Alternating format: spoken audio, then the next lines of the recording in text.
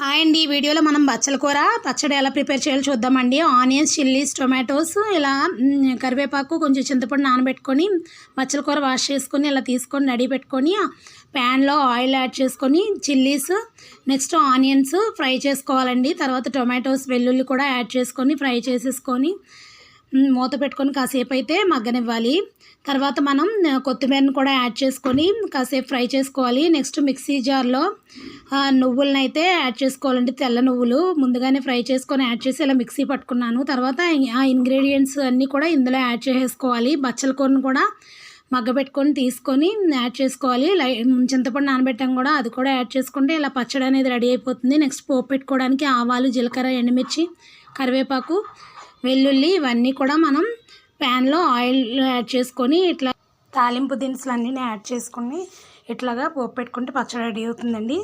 బచ్చల కూర పచ్చడి చాలా